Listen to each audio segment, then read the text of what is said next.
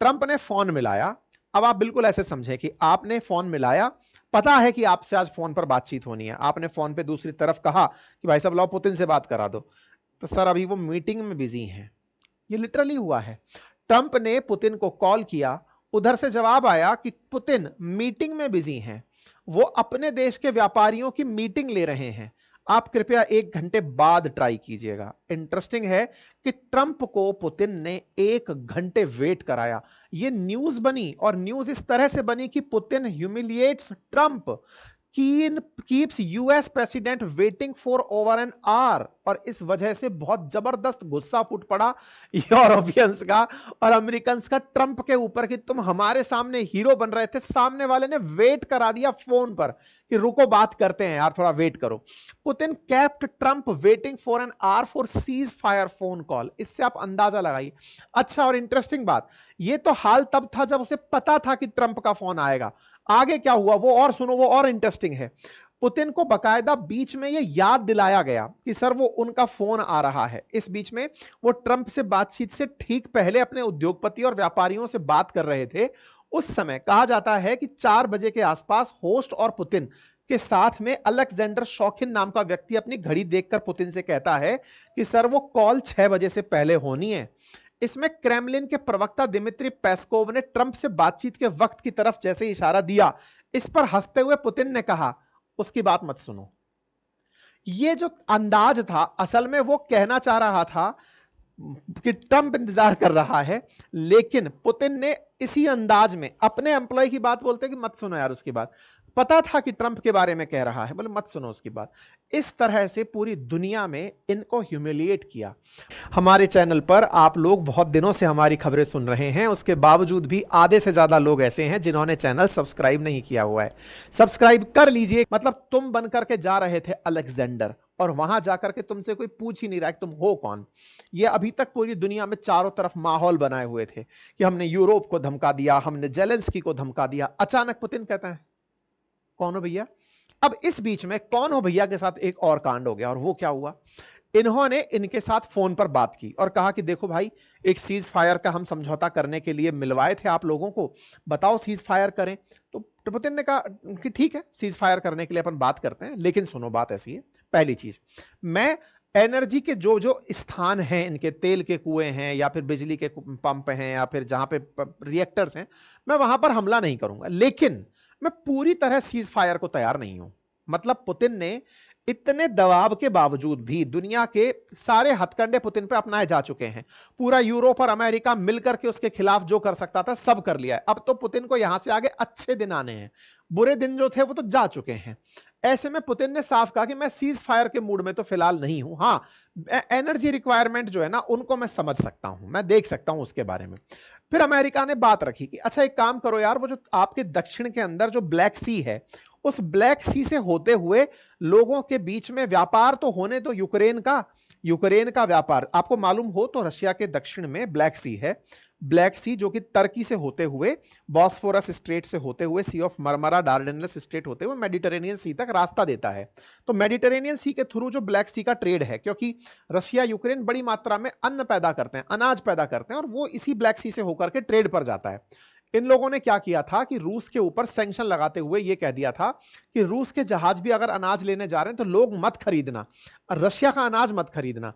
तो भाई इस जब लोगों से इन्होंने रशिया, ये अमेरिका और यूरोप वालों ने रूसी अनाज खरीदने से मना किया, तो रूस ने कहा कि बेटा मैं बिकने तो यूक्रेन का भी नहीं दूंगा।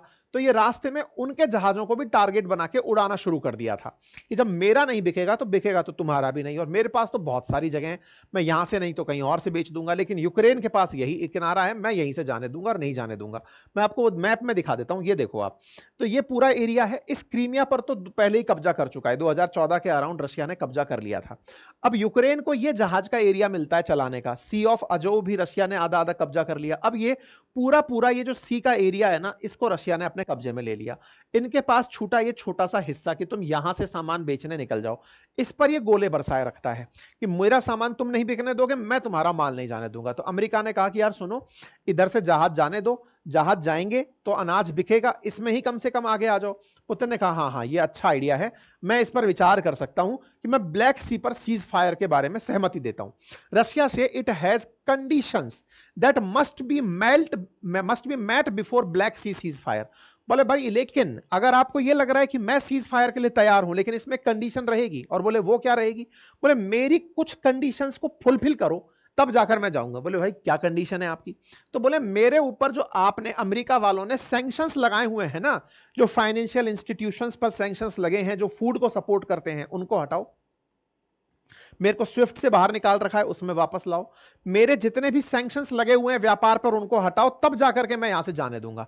आप सोचो कि रूस यहां पर मानने की जगह अपनी शर्तें मनवाने में लगा हुआ है कि मेरे सैंक्शंस को हटाओगे तब जाकर मैं ये करूंगा।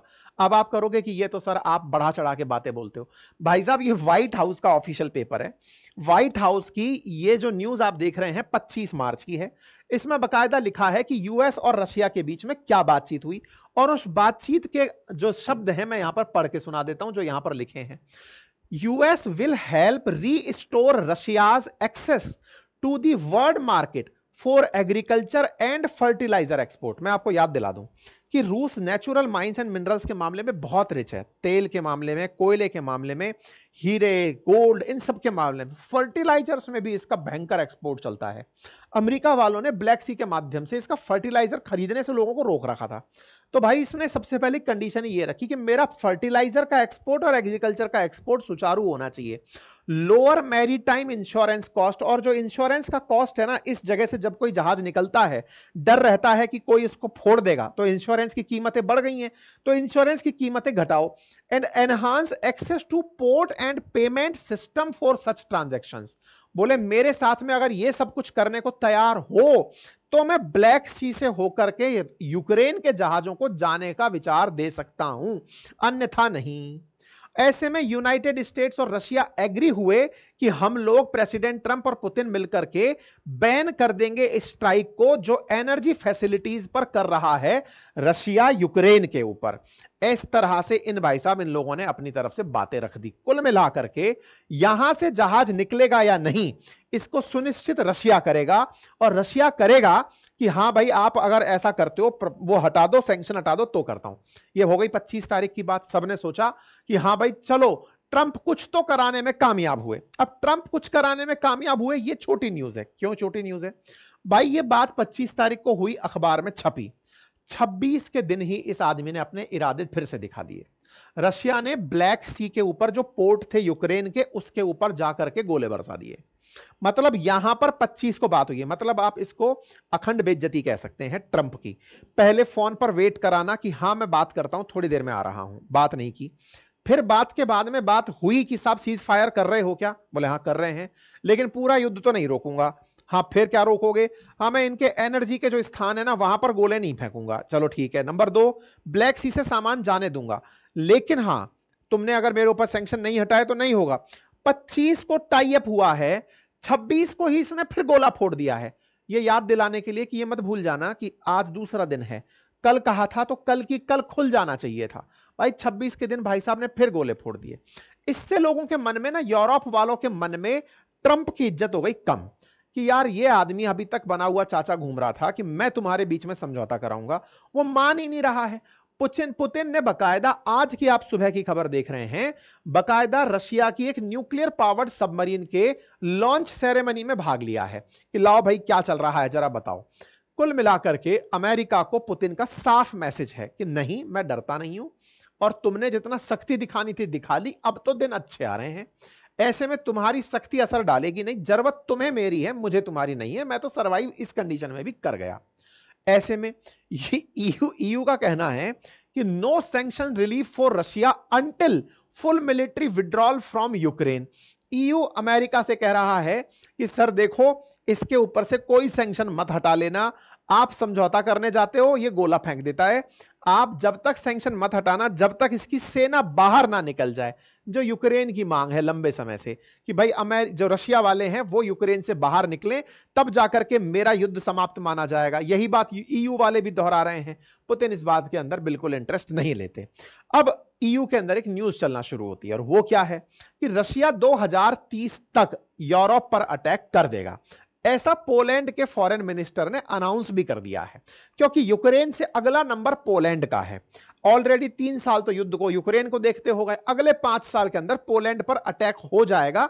ये पोलैंड वालों को भी पता है, और इसी कारण से मैंने कुछ दिन पहले एक सेशन किया था कि नाटो का सब्स्टिट्यूट तैयार कर रहे हैं ये लोग, कि नाटो से अमेरिका अगर निकले तो ईयू कैसे 5 से 10 साल के भीतर अपने आप को इतना पावरफुल बनाए कि रशिया को रोक पाए।